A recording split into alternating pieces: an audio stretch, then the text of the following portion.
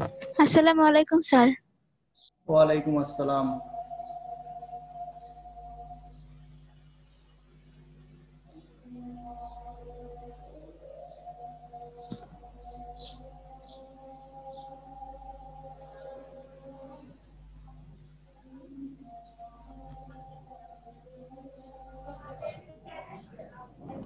Sir ভালো আছেন?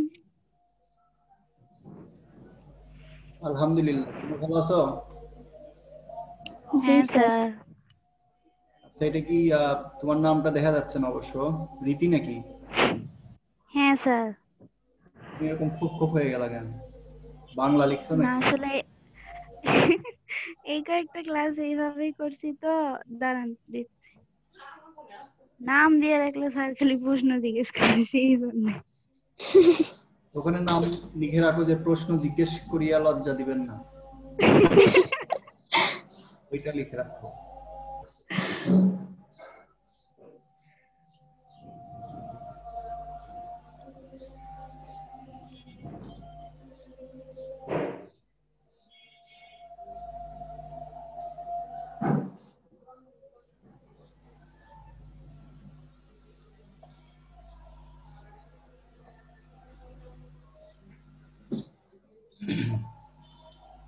এর আগের ক্লাস কি ছিল? ম্যাথ ক্লাস ছিল। ক্লাস কেমন হলো? হইলো? জি। ভালো হইছে? হ্যাঁ। ক্লাসগুলো কাজে আসতেছে তো নাকি, না ইউজলেস? জি। জি স্যার, আসতেছে কাজে। আচ্ছা, তোমাদের কমার্সের বাকিগুলার কি অবস্থা? হিসাব বিজ্ঞান তো হচ্ছে মনে হয় গত সপ্তাহ থেকে শুরু হয়েছে। হ্যাঁ আপনার পরে ওই স্যারের ক্লাস। আচ্ছা, স্যারের নাম জানো তো নাকি? বাড়ি স্যার মনে হয়। হ্যাঁ, বাড়ি স্যার। তোমাদের তৃতীয় অ্যাসাইনমেন্ট চতুর্থ সপ্তাহের যে কাজটা, এটা কিন্তু তোমাদের দেয়া হয়েছে, দেখতে পারতেছো মনে হয় একটু। জি স্যার, দেখছি, অনলাইনে দেখছি, আগে দেখছি। দেখছো? তাহলে তো খুবই ভালো। এখানে দেখতে পারতেছো না? হ্যাঁ জি। স্যার স্ক্রিনশট নিছি। স্ক্রিনশট নিয়ে নিছো, আর একটু নাও, যে বড় করে দিলাম, এখন নাও, নয় দেখা যাবে তাহলে। আমার বড় করা লাগে না, দেখতে পাচ্ছি। আচ্ছা, তাহলে তো কথাই নাই। তো এবার কিন্তু তোমাদের একটা সৃজনশীল প্রশ্ন দিছে, এবং সেইটা হচ্ছে তোমাদের ষষ্ঠ অধ্যায় এবং সপ্তম অধ্যায়ের উপর। দ্বিতীয় যে অ্যাসাইনমেন্টটা ছিল সেটা ছিল হচ্ছে তোমাদের চারটা কাজ দেওয়া ছিল, তাই না? ওইগুলো কি কমপ্লিট করছো? একটা ছিল যে তোমার আত্মকর্মসংস্থান কাকে বলে। জি স্যার, লিখছি। আচ্ছা, আত্মকর্মসংস্থান ছিল, তারপরে ছিল হচ্ছে যে এক মালিকানা ব্যবসায়ের পাঁচটি ক্ষেত্র মনে হয়, তাই না? এক মালিকানা স্যার ব্যবসার এটা লেখা হয়ে গেল স্যার। পাঁচটা ক্ষেত্র। এরপরে ছিল হচ্ছে যে তোমাদের আহ, চুক্তি, চুক্তিপত্র, নিজেদের ব্যবসায় মূল বাক্যে তোমাদের লিখতে বলছিল, আর আরেকটা ছিল কপিরাইট কি। লেখা কমপ্লিট, তাই না? ওইটা দ্বিতীয় অ্যাসাইনমেন্ট জি। সুন্দর করে লিখছো তো? নাম রোল ঠিকঠাক মতো লিখছো? বিষয়বস্তু, অধ্যায়, এইগুলো ঠিক ঠিক মতো লিখছো? হ্যাঁ। প্রথম অ্যাসাইনমেন্ট কি নিয়ে গেছো তোমরা সবাই? জি স্যার। আচ্ছা। উত্তম, স্যার এরকম বাড়ির ছিঁড়ে গেছে স্যার। তোমাদের এই তিনজনের মধ্যে উত্তম কেউ আছে নাকি? উত্তম পাইছো এরকম? উত্তম, অতি উত্তম, এগুলো পাইছো কেউ? হ্যাঁ পাইছি স্যার। উত্তম পাইছি। আচ্ছা, উত্তম পাইছো। আর ভিভো কি পাইছো? অতি উত্তম আসেনি স্যার। আচ্ছা, অতি উত্তম আসে নাই। অতি উত্তম মনে হয় কেউ। স্যার, এটা কি টেনের রোল হবে, এটার উপর ভিত্তি করে? আহ, এটা আসলে এখন বলা যাচ্ছে না, দেখা যাক। তবে যেহেতু এটা আমাদের নাম্বার দেওয়া হচ্ছে না, উত্তম অতি উত্তম এইভাবে মার্ক করা হচ্ছে, তোমাদের এসএসসি মানে টেনের রোলটা সম্ভবত নাইনের উপর বেস করেই দেওয়া হবে। ওই যে তোমরা অর্ধবার্ষিক পরীক্ষা দিছো, খাতা দিছিলা আর কি, পরীক্ষা যেগুলো। স্যার ওটা দিইনি স্যার পরীক্ষা। যে দাওনি তার জন্য কি ব্যবস্থা নেওয়া হবে সেটা আসলে আমি জানি না, তবে রোলটা বলতে পারতেছি না, তবে হতে পারে, মানে এইগুলোর উপরই ওভারঅল চিন্তা ভাবনা করে দিতে পারে। তো তোমাদের তৃতীয় যে কাজটা, আর আরেকটা জিনিস তোমরা খেয়াল রাখবা, অ্যাসাইনমেন্টের যে কভার পেজটা যারা হাতে লিখতেছো, তারা একটু ওই নিচে শিক্ষকের নাম এবং মূল্যায়ন, চলে আসে। ওই যে উত্তম, অতি উত্তম, এগুলো একটু হাতে লিখেই দিবা, মানে ওইটা একটু লিখে দিবা। যেগুলো যে যে অ্যাসাইনমেন্টটাই তোমরা হাতে লিখতেছো, মানে কাভার পেজটা তোমরা যারা হাতে লিখে দিচ্ছ তাদের জন্য, যে কোনো সাবজেক্ট, শুধু আমার সাবজেক্ট না, যে কোনো সাবজেক্টেই ওই স্যার, জিনিস। নির্ধারিত যে কাজ লেখা আছে মানে সামনের পৃষ্ঠার উপরে, ওখানে প্রত্যেকের সপ্তাহের নাম লিখতে হবে, যেটা কত নাম্বার অ্যাসাইনমেন্ট হচ্ছে। না, এই যে তোমার আমি যে ইয়েটা দিছি ছবিটা দেখো, অ্যাসাইনমেন্ট ক্রম নির্ধারিত কাজ 3 লেখা আছে কিন্তু, হ্যাঁ। তাই না? তো যদি সপ্তাহ লেখা থাকে তাহলে সেক্ষেত্রে কত সপ্তাহে চলতেছে, এটা চতুর্থ সপ্তাহের তোমাদের এই অ্যাসাইনমেন্টটা চলতেছে, কিন্তু চতুর্থ সপ্তাহের নির্ধারিত কাজ হচ্ছে 3, মানে এই যে যেটা তোমরা দেখতে পাচ্ছ এখন। তো তোমাদের কাভার পেজে যদি সপ্তাহ লেখার জায়গা থাকে সেখানে তোমরা লিখবা চতুর্থ সপ্তাহ, স্যার আর যদি নির্ধারিত কাজ লেখার জায়গা থাকে স্যার সেখানে 3। হ্যাঁ বলো। স্যার কোথায় 3 লেখা আছে দেখা পাচ্ছি না তো। স্ক্রিন শেয়ার হয়নি, রীতি দেখতে পাচ্ছ না? হ্যাঁ পাচ্ছি স্যার স্যার। স্ক্রিন শেয়ার তো হয়েছে স্যার, কিন্তু কই 3 লেখা আছে? ও পাইছি স্যার। অ্যাসাইনমেন্ট ক্রম, হ্যাঁ পাইছি স্যার এবার। ওখানে নির্ধারিত কাজ 3 লেখা আছে। তো তোমরা অ্যাসাইনমেন্টের কভার পেজে যদি লেখো নির্ধারিত কাজ বা অ্যাসাইনমেন্ট, সে ক্ষেত্রে তোমরা লিখবে 3। আর যদি সপ্তাহ লেখার জায়গা থাকে সেক্ষেত্রে তোমাদের এটা চতুর্থ সপ্তাহের অ্যাসাইনমেন্ট চলবে। ক্লিয়ার? জি। কারণ দ্বিতীয় সপ্তাহে তোমাদের কোনো অ্যাসাইনমেন্ট ছিল না, সেই জন্যই তোমাদের সপ্তাহের সাথে অ্যাসাইনমেন্টটা মিলবে না, একটা কম বেশি হবে। তো এইগুলো একটু ফ্রেশ করে ভালো করে লিখবা, ফাঁকা রাখবা না, রোলটা একটু ভালো করে লিখবা।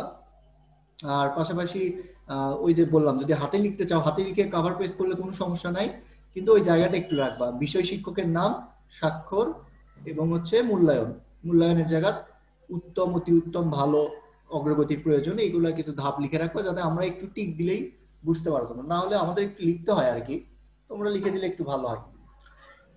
তো যাই হোক, আমরা একটু আলোচনা করি, এই আলোচনা করি এবং আগামী 2 দিন আমি তোমাদের ফিনান্স নিব, আজকে এটা শেষ করে দিব, অ্যাসাইনমেন্টটা আছে দিয়ে আগামী যে 2 দিন আছে এই 2 দিন আমি ফিনান্স নেওয়ার একটু চেষ্টা করব। সমস্যা তোমাদের? স্যার ফিনান্স না যাবে? ফিনান্স তো নাই।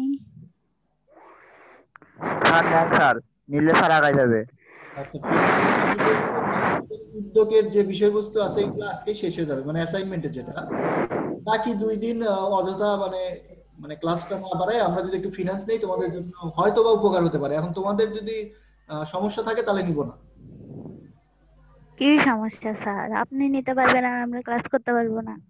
হ্যাঁ সেটাই। Correct point. তো এই জন্য আমি বাকি যে 2 দিন আছে এই 2 দিন একটু ফিনান্স নেওয়ার চেষ্টা করব, অর্থের সময় মূল্য নিব কালকে, মানে ওটাই ম্যাথ আর কি, প্রথম যে অধ্যায়টা ম্যাথ থাকবে সেটার প্রথমটাই হচ্ছে অর্থের সময় মূল্য। তো কিন্তু স্যার স্যার ওটা তো হয়েছিল। হ্যাঁ ওটা তো হয়ে গেছে স্যার, হ্যাঁ চতুর্থ অধ্যায়ে হয়েছে। হ্যাঁ, প্রথম অধ্যায় হয়েছে আমি জানি, কিন্তু কিছু মারবি না। নতুন নতুন আছে, যে রীতি মনে হয় নতুন, এই ক্লাস করে নাই। তো আমরা যারা করছো তারা তো বেশ ভালো আগায় আছো, যারা করনি তাদের জন্য একটু লাগতে পারে, বেশি সময় নিব না, যেহেতু আমরা ওদের ওটা হয়ে গেছে, যাদের হয়ে গেছে তাদের একটু কাজ দিব, তোমরা অঙ্কগুলো করবা, আর যার হয়নি সে একটু দেখবে হয়তো। Okay sir. তো যাই হোক, আমরা একটু অ্যাসাইনমেন্টটা নিয়ে একটু কথা বলি।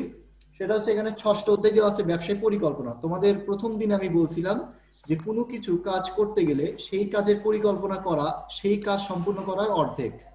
তার মানে তুমি যদি কোনো কাজ করতে চাও সেক্ষেত্রে ওই কাজের প্রথমে তোমার পরিকল্পনা করতে হবে। তুমি যদি বাসা থেকে স্কুলে আসতে চাও সেক্ষেত্রে তোমার কিন্তু আগে পরিকল্পনা করে নিতে হয় যে আমি স্কুলে যাব। এখন স্কুলে কিভাবে যাবা, তুমি হেঁটে যাবা না রিক্সায় যাবা না অটোতে যাবা, এটাও তোমার পরিকল্পনা করে নিতে হবে। কারণ তুমি যদি কনফিউজ থাকো যে আমি হেঁটে যাব না রিক্সায় যাব না অটোতে যাব, তাহলে কিন্তু তোমার মানে লেট হয়ে যাবে। তুমি রাস্তায় বের হয়ে দেখতেছো, তুমি বাসা থেকে প্ল্যান করছো যে আমি অটোতে যাব, তো তুমি রাস্তায় বের হওয়ার পরে দেখলে কোনো অটো নেই, তবে রিক্সা আছে, মানে পায়ের যে রিক্সাটা সেইটা আছে। তো সেক্ষেত্রে তোমার কিন্তু প্ল্যান পরিবর্তন করতে হবে, কি জন্য? তোমার প্রয়োজন মাফিক, তোমার প্রয়োজনের স্যার কিসের প্ল্যান? বুঝি নাই। কিসের প্ল্যানের কথা বলতেছিলেন আমি শুনিনি। আচ্ছা, আমি বললাম যে আমাদের 6ষ্ঠ অধ্যায়টা আছে ব্যবসায় পরিকল্পনা। ব্যবসায় পরিকল্পনা করতে গেলে মানে ব্যবসায় করতে গেলে প্রথম যে কাজটা করতে হবে সেটা হচ্ছে তোমাদের পরিকল্পনা করতে হবে। তো যদি পরিকল্পনা তোমার সঠিক না থাকে সেক্ষেত্রে ব্যবসাটার থেকে লাভবান যেমন হওয়া যাবে না এবং ব্যবসাটা তোমার বেশি দিন চালানো সম্ভব হবে না। তো আমি বলছিলাম তুমি যদি স্কুলে আসতে চাও সেজন্য তোমার প্রথমে আগে পরিকল্পনা করতে হবে যে তুমি স্কুলে যেতে চাও। তুমি যদি তোমার মাথায় চিন্তাই না থাকে স্কুলে যাব কি যাব না, তাহলে কিন্তু তুমি স্কুলে পৌঁছাতে পারবে না। তো তোমার প্রথমে আগে ঠিক করে নিতে হবে তুমি স্কুলে যেতে চাও এবং তুমি বাসা থেকে স্কুলে কিসে আসতে চাও। তুমি যদি পায়ে হেঁটে আসতে চাও তাহলে তোমার শুরুতেই হাঁটতে শুরু করতে হবে। তুমি যদি রিক্সাতে আসতে চাও তবে রিক্সাটা তোমার ঠিক করতে হবে। অটোতে আসতে চাইলে অটোটা ঠিক করতে হবে। তো তুমি কিন্তু মানে রাস্তায় বের হওয়ার পর তুমি যদি চিন্তা করো যে আমি হেঁটে যাব না রিক্সাতে যাব না অটোতে যাব, এটা নিয়ে যদি তুমি দ্বিধাদ্বন্দ্বের মধ্যে পড়ে যাও সেক্ষেত্রে তোমার কিন্তু কাজটা সম্পূর্ণ করতে দেরি হবে, তোমার স্কুলে আসতে দেরি হবে, কারণ তুমি পরিকল্পনাই করতে পারতেছো না তুমি কিসে যাবা। তো সেক্ষেত্রে তুমি যদি আগে থেকে ঠিক করে রাখো যে আমি পায়ে হেঁটে যাব বা আমি অটোতে যাব, তুমি যদি নির্ধারণ করে রাখো তাহলে কাজটা তোমার জন্য করা সহজ হবে। তো এই বিষয়গুলোই আমাদের তোমার এই অধ্যায়ে আমরা আলোচনা করব। তো ষষ্ঠ অধ্যায়টা আমরা একটু দেখি। স্ক্রিন দেখতে পাচ্ছ সবাই, তাই না? জি স্যার।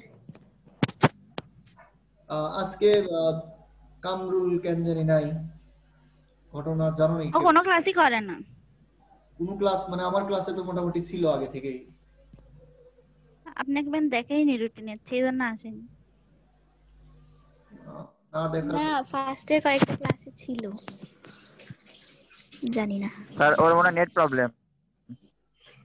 ওয়াইফাই তুমি গতদিন মনে হয় ক্লাস করোনি, কি জন্য? স্যার আমারও একই কাহিনী স্যার, এই ওয়াইফাই এক যত সব ঝামেলা। তাহলে তো একটু ঝামেলায়। এখন তো সবাই ওয়াইফাই লাইন নেয় স্যার, এই জন্য লাইন আটকে যায়। স্যার কিছুক্ষণ পর 600 টাকা করে পরই মাসে জ্যাম গুনে হয়ে লাই স্যার, যায়। কিন্তু 1 টাকাও ইয়ে করে না। মানে স্পিড দিচ্ছে না তোমাকে? জি স্যার আমার তো ক্লাস করে 1 জিবিও শেষ হয় না, তাই আমি ওয়াইফাই নিয়ে কি করবো কোন? তাই তো। আচ্ছা দেখো, ব্যবসা পরিকল্পনা বা বিজনেস প্ল্যান দেখতে পাচ্ছ তো, তাই না? জি। এখানে একটা ছবি দেওয়া আছে, একজন বৃদ্ধ তিনি তবলা বাজাচ্ছে আর কি। তো এখানে আমরা যদি বাজাচ্ছে না মেরামত করছে? কি করছে? বাজাচ্ছে না মেরামত করতেছে? মেরামত করতেছে, প্লাস হচ্ছে তোমার মানে এটা হচ্ছে কারখানা, দোকানও দিছে। এটা এখানে তবলা ডুগডুগি এইগুলা বানানো হয়। তো যাই হোক, আমরা এই অধ্যায় শেষে কি কি শিখবো শিখন ফলটা একটু দেখার চেষ্টা করি। এখানে বলা হচ্ছে ব্যবসা পরিকল্পনার ধারণা ও গুরুত্ব ব্যাখ্যা করতে পারবা, ব্যবসা পরিকল্পনা প্রণয়নের প্রক্রিয়া ব্যাখ্যা করতে পারবা, কিভাবে ব্যবসাটা তোমার করতে হবে, প্রক্রিয়া শুরুটা, প্রকল্প পরিকল্পনার ধারণা গুরুত্ব ব্যাখ্যা করতে পারবা, প্রকল্প প্রণয়নের ধাপগুলো বর্ণনা করতে পারবা, মানে প্রকল্পটা কত ধাপে তোমার পূর্ণ করতে হয় এই বিষয়টা বুঝতে পারবা। ব্যবসায় গ্রহণের যাচাই বাছাই পদ্ধতি প্রয়োগের মাধ্যমে সঠিক ব্যবসাটি নির্বাচন করতে পারবা। মানে তোমার প্রকল্প প্রণয়ন যখন করবা তখনই তুমি বুঝতে পারবা যে তোমার ব্যবসাটা কোন ব্যবসাটা তোমার জন্য অ্যাপ্রোপ্রিয়েট। যেমন তুমি ধরো মেয়ে, তো তুমি তোমার ক্ষেত্রে কিন্তু সবগুলো ব্যবসা করা সম্ভব না। তুমি যদি একটা বুটিক হাউস দাও, তুমি যদি একটা মেয়েদের ফ্যাশন মানে ফ্যাশন হাউস দাও, সেক্ষেত্রে তোমার কিন্তু ব্যবসাটা তোমার জন্য খুব কাজের বা তোমার জন্য তোমার উপযোগী। তোমার যে কাস্টমার গুলা সেগুলো অবশ্যই ম্যাক্সিমাম মেয়ে হবে। তো সেক্ষেত্রে তুমি যদি ব্যবসাটা দাও তাহলে কমফোর্ট ফিল করবে। কিন্তু আমাদের অনেক সময় দেখবা যে আমরা জলহিতলাতে বিভিন্ন মার্কেটে দেখি একটা কিড জোন থাকে, ফিমেল জোন থাকে, মানে ওখানে মেল ফিমেলের একটা ভাগ থাকে, বাচ্চাদের জন্য কিড জোন থাকে। তো এখানে সুবিধাটা কি হচ্ছে দেখো, যে ফিমেল জোনটা আছে সেখানে আমরা অনেক সময় দেখি যে ওখানে যে সেলসম্যান গুলো থাকে তারা কিন্তু মহিলা। তো সেক্ষেত্রে একটা মহিলা যখন তোমার যায় ফিমেল জোনে, সে কিন্তু কমফোর্ট ফিল করে। কিন্তু যদি দেখা যায় সেলসম্যান পুরুষ, সেক্ষেত্রে অনেকেই শাই ফিল করে। তো এই জন্য আমাদের কি করতে হবে, যে আমাদের জন্য ব্যবসাটা কি আদৌ যথাযথ কিনা সেটা আগে আমাদের নির্বাচন করে নিতে হবে। তারপরে দেওয়া আছে প্রকল্প পরিকল্পনা কাঠামো ছক তৈরি করো। তুমি প্রকল্পটা কিভাবে শুরু করতে চাচ্ছ তার একটা মোটামুটি তোমার কাঠামো তৈরি করে নিতে হবে। যেমন আমরা যে তোমাদের ক্লাস নিচ্ছি সেই ক্লাসের কিন্তু একটা রুটিন দেওয়া হয়েছে। তো রুটিন যদি না দেওয়া হতো তাহলে সেক্ষেত্রে কিন্তু আমরা ক্লাসটা করতে পারতাম না। কোন দিন কার ক্লাস, কতটুকু কতক্ষণ সময় ক্লাস হবে সেইটা কিন্তু তোমাদের দিয়ে দেওয়া হয়েছে, পাশাপাশি আমাদেরও দিয়ে দেওয়া হয়েছে, কারণ আমরা কখন ক্লাস নিব সেইটা কিন্তু আমাদের জানা দরকার। এই জানার জন্য আমরা প্রথমে কি তৈরি করছি, আগে রুটিন। এই রুটিনটাকে আমরা বলবো হচ্ছে কাঠামো।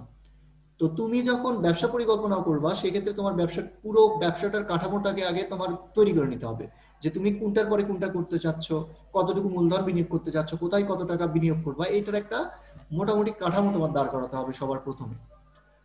তারপর দেওয়া আছে আত্মবিশ্লেষণের ধারণা ও প্রয়োজনীয়তা ব্যাখ্যা করতে পারবে।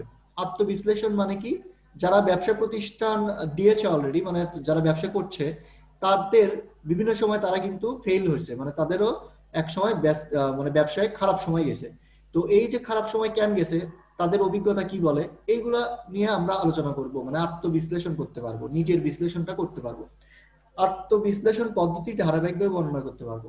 এই আত্মবিশ্লেষণ বা নিজের ভুল ভ্রান্তি কিভাবে পাওয়া যাবে সেইগুলো বিষয়বস্তু আমরা ধারাবাহিকভাবে এখানে বর্ণনা করতে পারবো। এই অধ্যায়ে আমরা কিন্তু এই জিনিসগুলোই মোটামুটি ধারণা নিব। তো আমরা এখানে যদি ইয়েটা দেখি, অ্যাসাইনমেন্টটা দেখি, তাহলে এখানে ক নাম্বারের জন্য যেটা বলছে বিষয়বস্তুর ধারণা, ক নাম্বার ছিল ব্যবসা পরিকল্পনা কি, তার মানে জাস্ট হচ্ছে সংজ্ঞা। দ্বিতীয় খ নাম্বারে ছিল সেবামূলক ক্ষুদ্র শিল্প বলতে কি বুঝো, ব্যাখ্যা করো। এটা হচ্ছে কি কি আমার দিতে হবে, খ নাম্বারে যে নির্দেশনা আছে সেখানে হচ্ছে নির্ভুল তথ্য দিতে হবে। নির্ভুল তথ্য মানে সেবামূলক ক্ষুদ্র ব্যবসায় শিল্প বলতে কি বুঝি আমরা, সেটা তোমার সংজ্ঞা দিতে হবে নির্ভুল, এবং যুক্তিসঙ্গত ব্যাখ্যা, কেন সেটা সেবা শিল্প হলো, কেন সেবা ক্ষুদ্র শিল্প হলো সেটার ব্যাখ্যা তোমার দিতে হবে। এই দুটো থাকবে হচ্ছে খ নাম্বারে। গ নাম্বারে আমাদের বলা আছে উদ্দীপকে বর্ণিত পণ্যগুলো কোন শিল্পের অন্তর্গত। তাহলে আমরা উদ্দীপকটা এখনো পড়িনি, একটু পড়ে দেখি কি বলে। বলা আছে রুহি তার বাবার সাথে দেখি পড়ো তো, তুমি পড়ো, ভিভো পড়ো, কি লেখা আছে। রুহি তার বাবার সাথে শেরপুর বেড়াতে গেল। স্যার জুম করেন না। যাওয়ার পথে স্থানীয় এক বাজারের নাস্তা খেয়ে নামলো। সে দেখলো রাস্তার পাশে বাঁশ ও বেতের তৈরি সুন্দর সুন্দর কুড়ি তুলা চেয়ার, দোলনা, ফুলদানি বিক্রয় করেছে। রুহি বাবাকে বলল দুটো ফুলদানি কিনলো। রুহির বাবা বলল এভাবে তো- স্থানীয়ভাবে একটু স্থানীয়ভাবে আসতে তৈরি বলো। জিনিসপত্র বিক্রি করে। হাট বাজার লোকের কর্মসংস্থান হচ্ছে এবং পর্যটনদের নিকট এগুলোর চাহিদাও ব্যাপক। বর্তমানে সরকার ও খাতের নারীর আহ উদ্যোক্তা। ও না উদ্যোক্তাদের এ। তার স্ক্রিনার সমস্যা। নারী উদ্যোক্তাদের 2 লক্ষ টাকা পর্যন্ত জমানতবিহীন ঋণ প্রদান করেছে। করছে। আচ্ছা, তাহলে এখানে দেখো যে বলা আছে রুহির সাথে শেরপুর বেড়াতে গেল, রোহিতের বাবার সাথে বেড়াতে গেল, এবং রাস্তার পাশে কি দেখলো, সুন্দর সুন্দর ঝুড়ি, তারপরে হচ্ছে চেয়ার, দোলনা, ফুলদানি, এইগুলো আর কি। এইগুলাকে আমরা হচ্ছে তোমার ক্ষুদ্র শিল্পের অন্তর্গতই করব। কুটির শিল্পের মধ্যেও এগুলো অন্তর্ভুক্ত করা যায়। তো রুহির বাবা বলে দুটো ফুলদানি কিনলো। রুহির বাবা বললো এইভাবে স্থানীয়ভাবে তৈরি জিনিসপত্র বিক্রি করে হাজার হাজার লোকের কর্মসংস্থান হচ্ছে, এবং এইগুলো পর্যটকের কাছে খুব চাহিদা সম্পূর্ণ। বর্তমানে সরকার এই খাতে নারী উদ্যোক্তাদের, তাহলে দেখো এখানে কিন্তু নারীদের যাতে কনভিন্স করা যায়, নারীরা যাতে এই ব্যবসায় আসতে চায়, আসতে পারে, তাদের সুযোগটা বৃদ্ধি করার জন্যই কিন্তু তোমার এখানে 2 লক্ষ টাকা পর্যন্ত জামানতবিহীন ঋণ। জামানতবিহীন ঋণ মানে কি, তোমাকে কোনো শর্ত দিবে না, বা টাকা নেওয়ার জন্য তোমার বাড়ি বা জমির দলিল তোমাকে রাখতে হবে না, তোমাকে টাকাটা এমনিই দিবে, কোনো রকম জামানত কিছু রাখতে হবে। অনেক সময় আমরা যখন ব্যাংক থেকে টাকা নিই বা যে কোনো জায়গা থেকে ঋণ নিই, সেক্ষেত্রে আমাদের দেখা যায় আমাদের নিজস্ব জমি, বাড়ি, এগুলো দলিল দিয়ে জমা দিতে হয়। কিন্তু এক্ষেত্রে মহিলারা যদি উদ্যোক্তা হয় সেক্ষেত্রে কোনো রকম জামানত দিতে হবে না, জামানতবিহীন তারা ঋণ দিবে। তো তাহলে এখানে পুরুষের থেকে কি নারীর প্রাধান্যটা একটু বেশি দেওয়া হয়েছে না, মানে তারা যাতে ব্যবসাতে ইনভলভ হয় সেই জন্য কিন্তু সরকার চেষ্টা করছে। তো নারীরা যদি তোমার এইগুলো ব্যবসাতে এগিয়ে আসে তাহলে সেক্ষেত্রে সুবিধাটা কোন জায়গায়, বাংলাদেশে ধরো বেশিরভাগ নারীরা কিন্তু সংসারের কাজকর্ম করে। তাদের যদি সেই সংসারের কাজটা মানে একটু কমায় তারা যদি ব্যবসা বাণিজ্যের সাথে ইনভলভ হয়, সেক্ষেত্রে প্রোডাকশন যত বাড়বে, উৎপাদন যত বাড়বে, কর্মসংস্থান তত বাড়বে এবং দেশের জিডিপি তত বাড়বে। যেমন এখন শুধু স্বামী হয়তো বা রোজগার করে, কিন্তু যখন তার স্ত্রী রোজগার করা শুরু করবে তখন কিন্তু তোমার মাথাপিছু আয়টা বৃদ্ধি পাবে। সংসারের যে খরচগুলো সেগুলো স্বামীর একার পক্ষে যেমন বহন করা একটু কষ্টকর হয়ে যায়, যদি তার স্ত্রীও বিভিন্নভাবে টাকা ইনকাম করতে পারে তো সেক্ষেত্রে কিন্তু তোমার পরিবারটাও ভালোভাবে চলবে। তো মহিলারা তো সব বিজনেস করতে পারবে না, তো সেক্ষেত্রে তারা কি করলো, তারা এই যে তোমার বাসাতেই বিভিন্ন রকমের ঝুড়ি, তারপরে চেয়ার, ফুলদানি, এগুলো কিন্তু বাসাতেই তারা তৈরি করতে পারে। তো বাসাতেই তৈরি করে কিন্তু তারা বিভিন্ন দোকানে সেল দিয়ে কিন্তু তাদের যে কাঙ্ক্ষিত ইনকাম সেটা কিন্তু করতে পারে। তো এটাই বলছে যে উপরে বর্ণিত পণ্যগুলো কোন শিল্পের অন্তর্গত, তাহলে কোন শিল্প। আসসালামু আলাইকুম। ওয়ালাইকুম আসসালাম। এত দেরি কেন? স্যার একটু দেরি হয়ে গেছে। আচ্ছা, সমস্যা নাই। তাহলে আমরা কি কি বললাম যে এটা কোন শিল্পের অন্তর্গত, তাহলে এই কোন শিল্পের অন্তর্গতটা আমরা একটু দেখে নেই, কোন শিল্পের মধ্যে এটা আছে।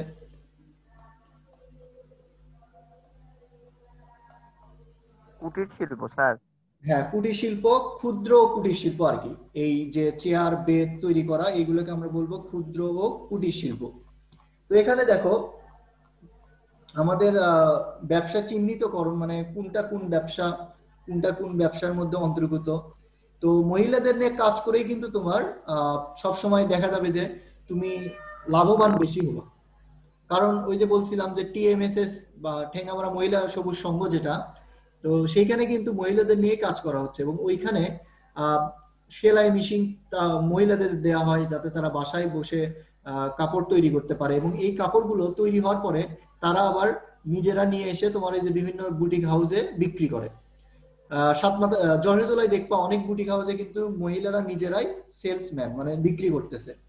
ওই যে তোমার সুতি সম্ভার মনে একটা আছে, সুতি সম্ভারে যায় দেখবা সবাই কিন্তু মহিলারা। তো জি স্যার, দেখছি। তো এইগুলা কিন্তু ব্যবসার একটা মানে স্ট্র্যাটেজি, যে তুমি যদি মহিলাদের কাজ করে নিতে পারো তাহলে তুমি নিজের যেমন কর্মসংস্থান করতে পারবা, পাশাপাশি অন্যদেরও কর্মসংস্থান করতে পারবা।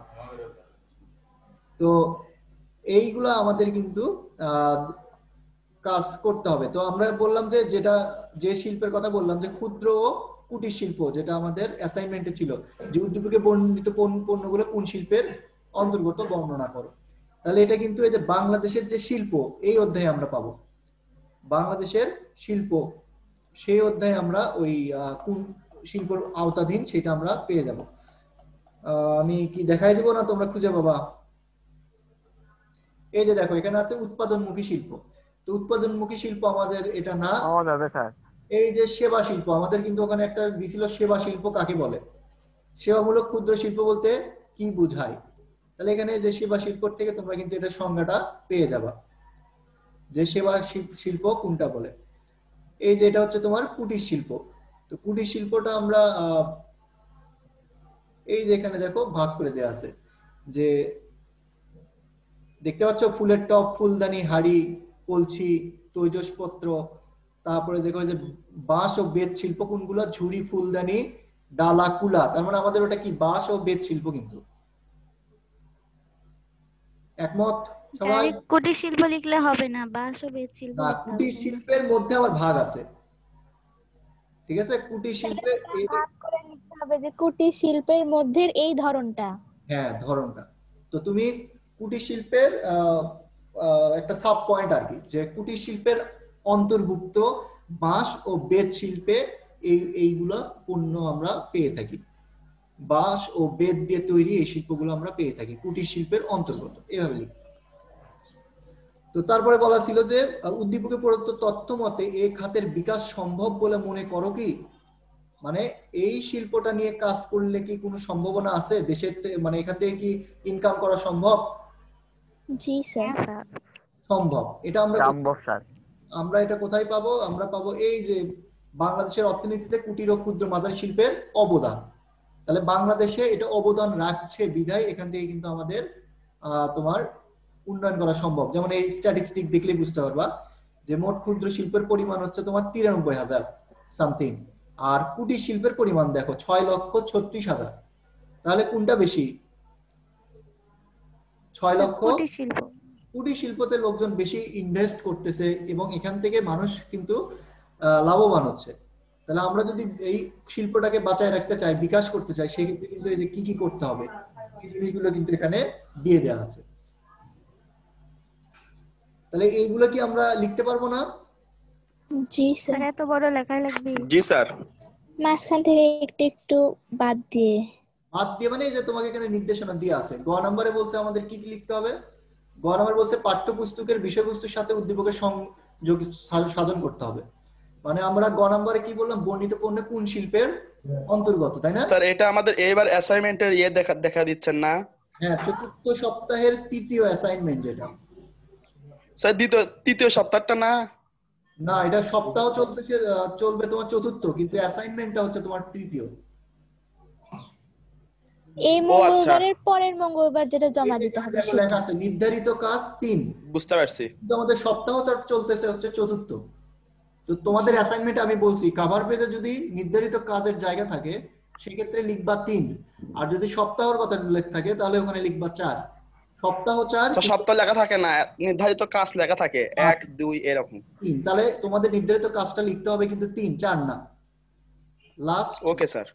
লাস্ট যেটা দিছে সেইটা। তাহলে ব্যবসা পরিকল্পনা কি সেটা আমরা পাবো হচ্ছে 6ষ্ঠ অধ্যায়ে, এবং সেবামূলক শিল্প থেকে খ গ ঘ এই 3টা পাবো আমরা 7ম অধ্যায়ে।